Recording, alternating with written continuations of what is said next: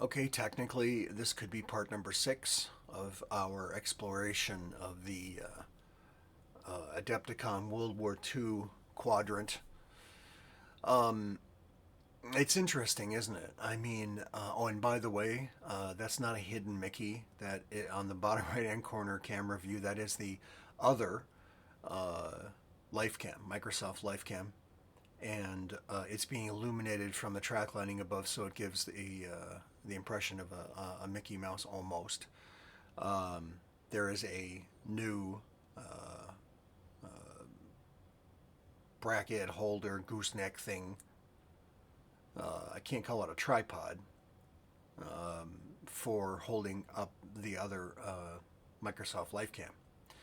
And the thing next to it is the light ring that comes with the set. So it's a clamp that clamps onto a desk. You know, you've seen them. Anyway, so bottom left hand corner, our GoPro is offline, which is fine. And our big Microsoft LifeCam shot on the top left is where we are at with turn number 3 coming up. I think I'm going to settle on this scenario for Adepticon because it's interesting. Uh, it is low impact or low key. Uh, it's uh, it's small and it's mostly infantry, which never seems to get done enough. I mean, at least in my view, you always see vehicles. You never see, lots of infantry. Well, this is what we've got here is more infantry than vehicles. And what's interesting is there's a Panzer III involved. And the Panzer III is an interesting interim, if you want to call it that, tank. Because the 50 millimeter gun on it didn't have any high explosive. It was specifically anti tank. So it punched holes in armor, but without high explosive anti tank. When it punched that hole, the shell didn't explode. So you were hoping to knock out mechanical things in the target.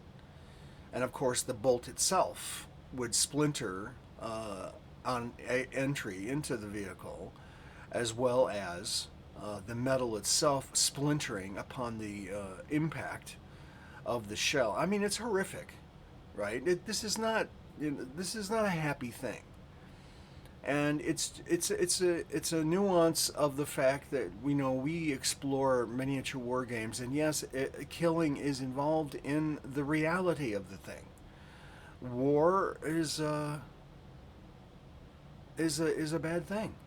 Killing, maiming, dismembering, and all this that goes with war is not a good thing.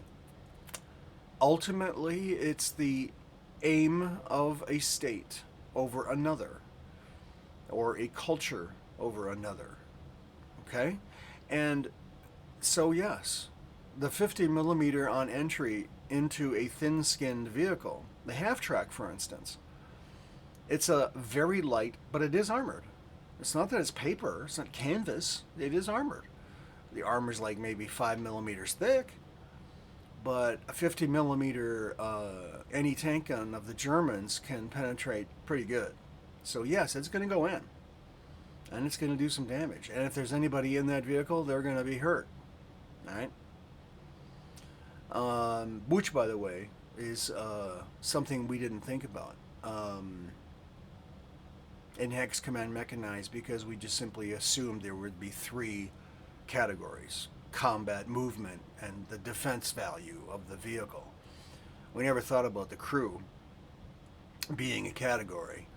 But when it comes to armored personnel carriers, there is a potential, and I think it is in the rules, for a difference.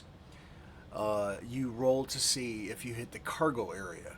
Why? Because the cargo area could have ammunition in it.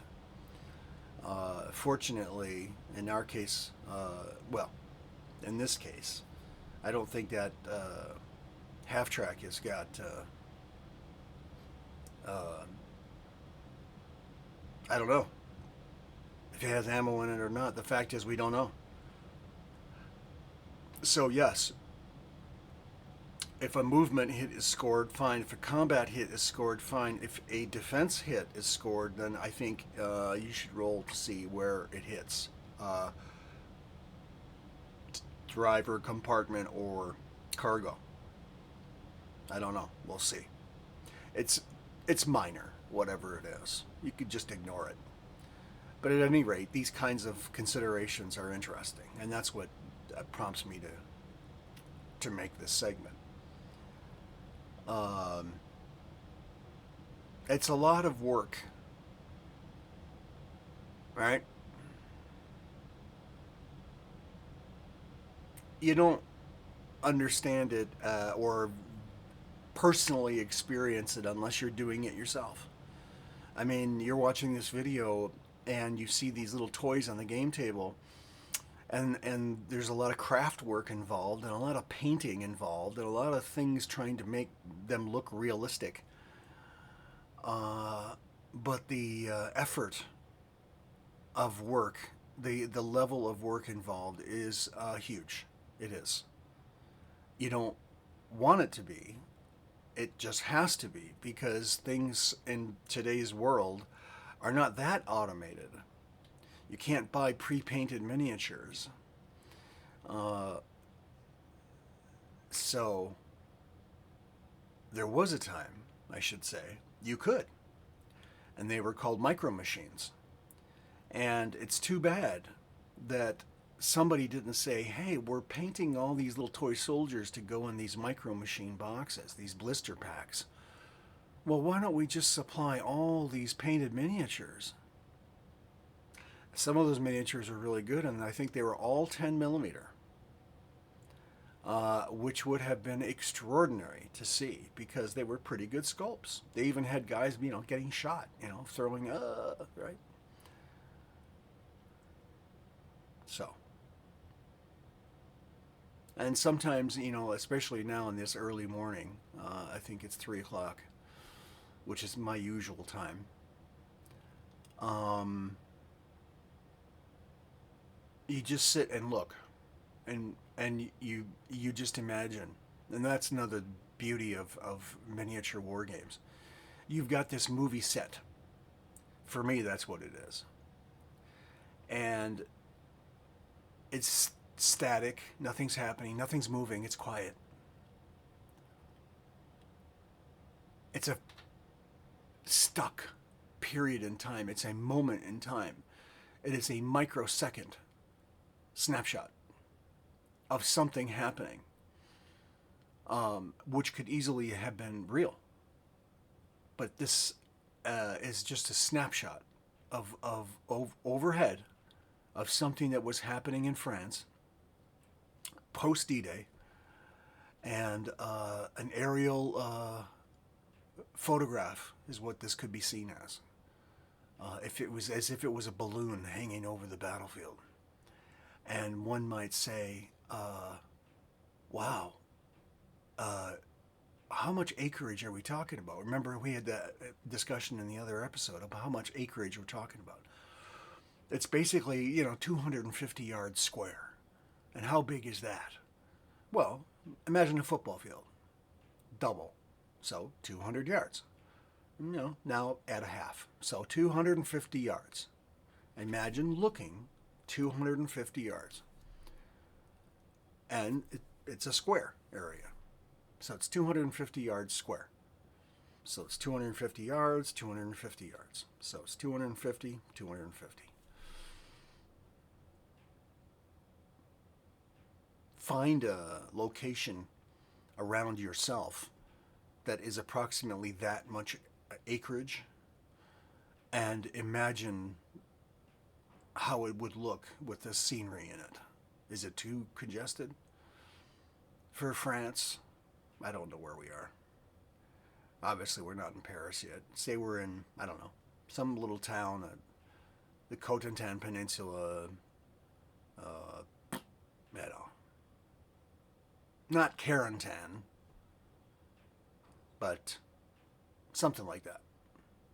Maybe near Le Havre. Maybe.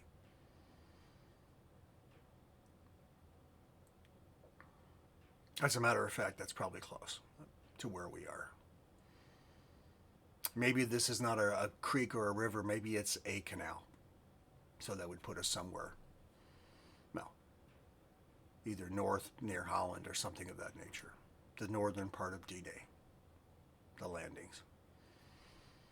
But it's post D-Day, so it could be months after D-Day, right?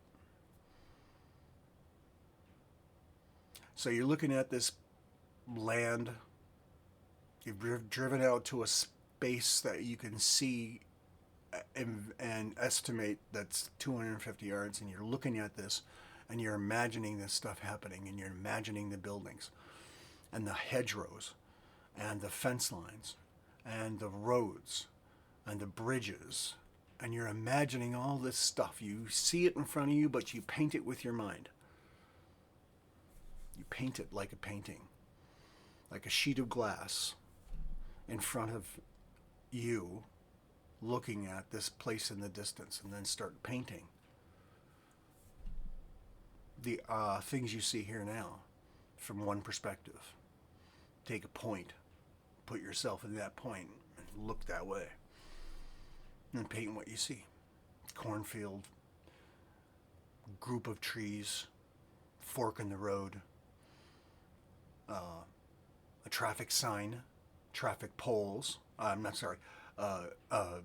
Telephone poles, because that's what we do see the shadows of here. We don't see them from this perspective because we're looking down, but yeah, there's telephone poles. Anyway, it's interesting.